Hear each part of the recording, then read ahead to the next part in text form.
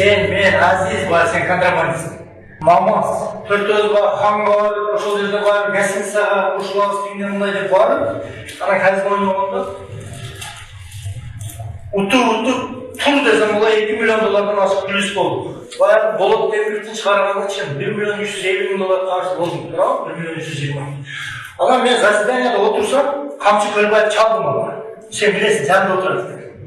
Камчы Көлбаев чалды, шайыр Грузияга барып, шундай билесиз. Сен күнчүлүк болсо, көлгөй жеп, иштеген бир жерден жолуп алды.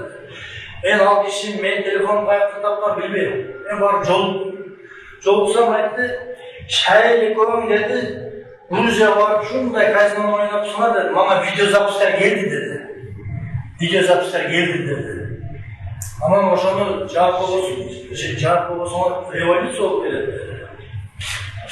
Анан кийин мен каршы болгон жок деди. Мен $150 000 каршыларды өзүмдүн жапканмын. Анан сен менен сен телефонуңа бердим, сен сүйлөштүң өзүң, туурабы? Көлбөйт. Сүйлөшкөндөн кийин ал Көлбөйт бир кыргызча сүйлөгөн кишиге чалды. Анан мен ортодо Грузияда кайсы кыргыз барсам, бул баягы Руслан Азимрой деген өкүл атасы. Ошого видеозапись келген. Анан ал Көлбөйт көрдү.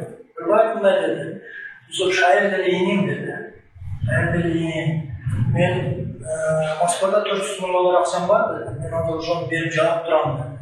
Мен айттым, шайыр менен өзүңүздөр сүйлөшүп алыңыздар деди. Бирок кийин өзүңөр сүйлөшүп алыңыздар, туурабы? Грузияда ошо карыздын жабылган эле. Эми жаңы жылда жана сенин видеоң чыктыбы? Анан кийин менин телефон бассам ошол SMS турат. Камчакадан мага SMS келди. Сен шашырбай туруп шоктурума жакмай жооп бересиң. Кийин ошону соккондон кийин ГКМга чакырды Камчакага. Чакырды дагы Жусуп деди, сен деди, биздин политический курска туура келбейт экенсиң деди. Сен арызыңды жазып бергин деди. Акыл деди, балдарды камактан чыгарып коюңуздар деди. Жаздым, кеттим, Америка баргандан кийин Камчакадан SMS келди. Көрдүңбү деди. Шоктук кылсаң, мындан да начар болосуң деди.